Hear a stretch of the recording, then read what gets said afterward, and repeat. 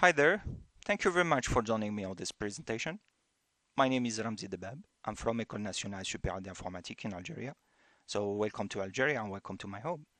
I'm so pleased today to present you my work which title is Continuous Runtimes War, a Comparative Study. So let's take a look at the agenda.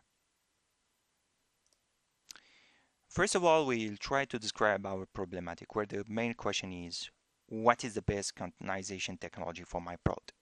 As you know, Docker today is perhaps the most used technology.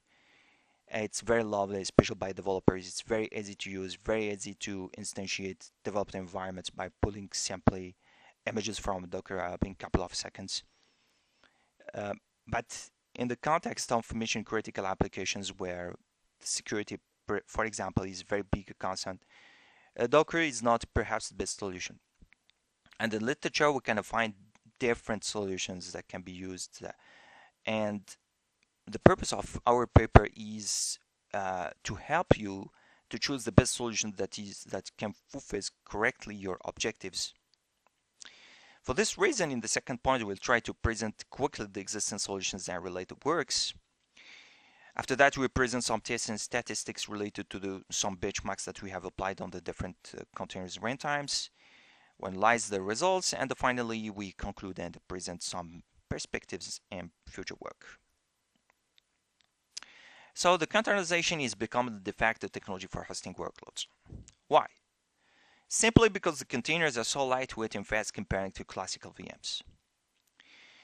And this is due, of course, to the big overhead that is generated by the operating system that runs inside your virtual machines. But your containers ensure more density. They are all executed on the same hardware by sharing the same kernel. The containerization is not so a recent technology. It's old. Sorry. And the Docker is the first solution that simplified containers usage to solve initially the application packaging problematic. We have to recognize that Docker has really revolutionized the cloud by popularizing containerization, changing the habits of developers and their tools, introducing new paradigms such as microservices and serverless computing, facilitating CI/CD pipelines and packaging techniques, and inspiring infrastructure as a code. You know, today, for example, for your Kubernetes and Swarm, for example, it's very easy to create some artifacts in a declarative mode. So you have just to write your YAML file to describe your deployment, your service, your stack, or whatever, and that's all. Docker is good, it's very lovely, it's very interesting, it's very handsome, but it presents some vulnerabilities that could be very impactful in some scenarios, especially in the cloud context and in multi-tenant context, where we have to secure the workloads of the different tenants. For this reason, many cloud players like Google, Amazon, Red Hat, IBM, Intel, VMware, etc. have worked on containerized host technologies that have been made public after.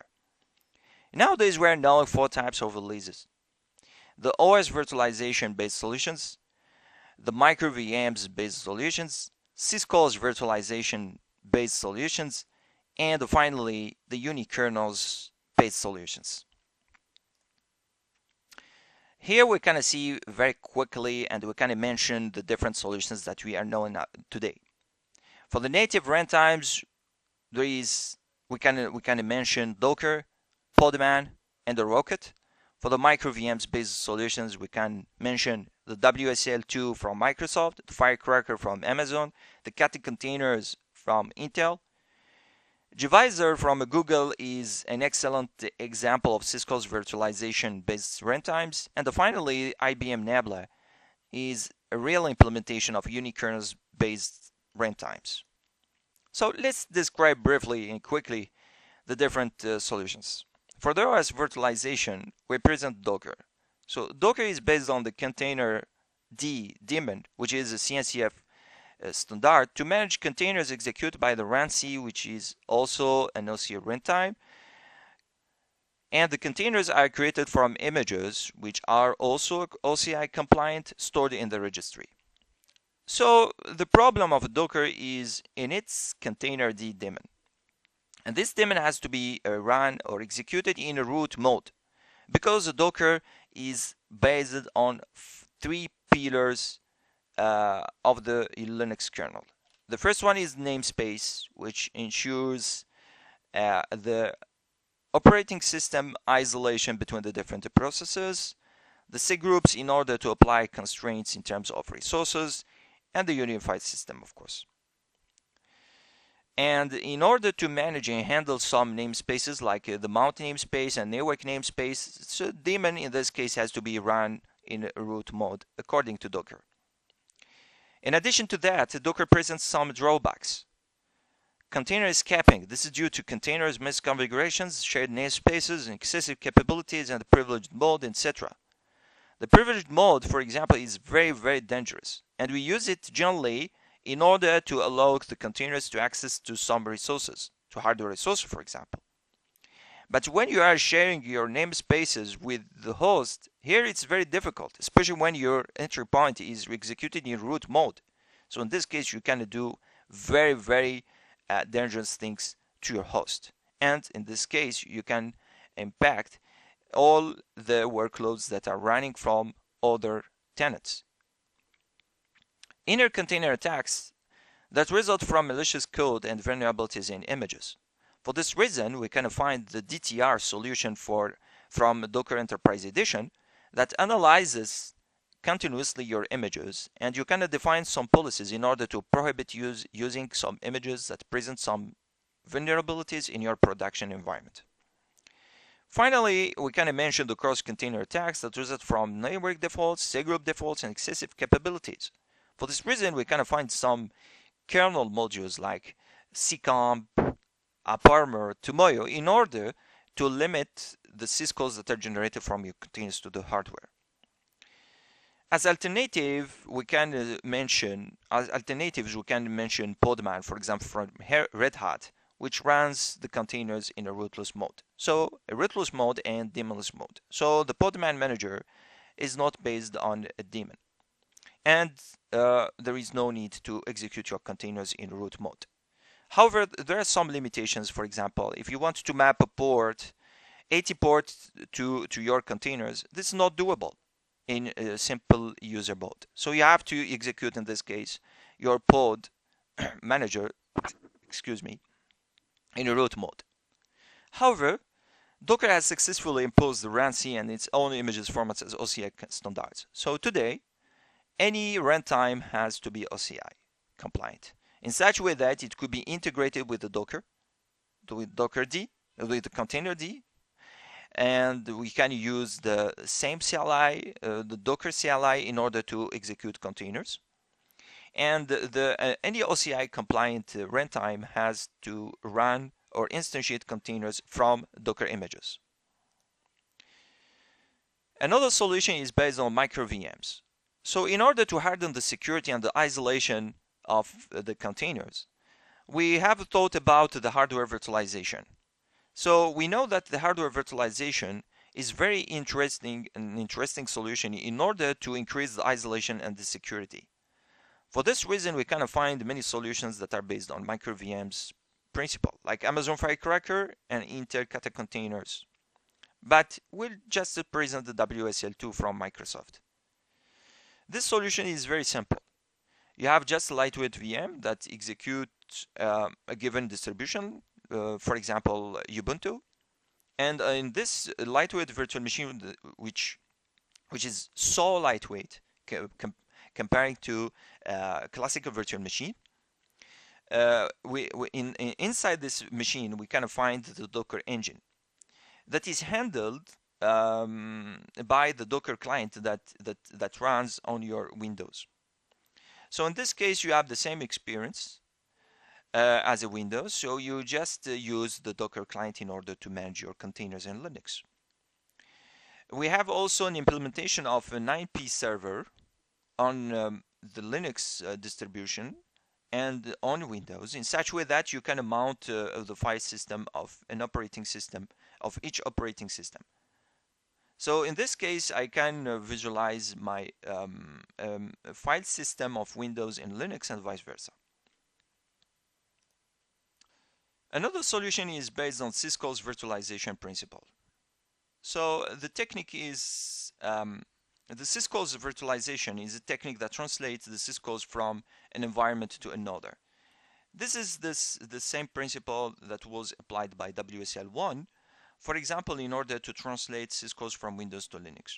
But this solution was discontinued because it wasn't very easy to implement all the syscalls, and there were some complex syscalls that weren't translatable. The divisor from Google is based on two main components. The Sentry kernel, which is executed in user space, so it's a user space kernel with a limited syscalls to the hardware. We have about 53 syscalls that are just a load. And we have the Gopher, which plays the role of the file system, file server, sorry, for the file access operations. So the principle is so simple. Your container is running inside a sandbox. All the different syscalls that are generated from the container are intercepted by the KVM, and the KVM translates these syscalls to the Sentry to be executed. When you need to access to the hardware, so we have just some syscalls that are generated from Sentry to your host kernel. Divisor is OCI compliant as it relies on RunSC runtime that is similar to RunC in its implementation. So in this case, Docker can be configured to run Divisor via RunSC. Divisor is used today in order to host App Engine, Cloud Functions, and Cloud ML in the GCP platform. Finally, we present the Nabla solution, which is based on unikernels. So unikernels are a type of kernels where you create just a sandbox of your application with the different dependencies and the libraries and some slices of your operating system that are needed in order to execute your applications. This is named libOS. We can find many solutions of unikernels in the literature, like the drawbridge from Microsoft and OSV. IBM Nabla is based on custom VMM named Nabla Tender to manage lightweight virtual machines executing unikernels. So the Nabla in Tender intercepts hypercalls for storage and network operations, for example, from unikernels VMs and translate them into syscalls to the host. So the CCamp mode avoid executing additional syscalls from the Nabla Tender. Nabla is based on the RunNC runtime, which is OCI compliant and can be configured with the Docker. However, Nabla is not supporting nowadays OCI images because the principles are not the same. But we can imagine an intermediate step, so we can pull the images from classical images from Docker app, and after that we can compile the applications using the runtime framework in order to be supported by Nabla. So, what can we find in the literature? We can find many studies, some studies interested in comparing containers runtimes and engines performance. So we kind of find a work where the authors provide a deep evaluation with the several benchmarking applications on KVM, LXC, Docker, and OSV. Another work where performance tests using different benchmarks were performed on the Docker, LXC, and native environments. Wirecruncher and Bunny++ benchmarks were applied on another work to measure CPU and disk performance respectively on Docker and Rocket. And finally, we kind of find another work that was applied on Divisor and Firecracker in order to measure the code coverage and performance of CPU networking, memory management, and file access.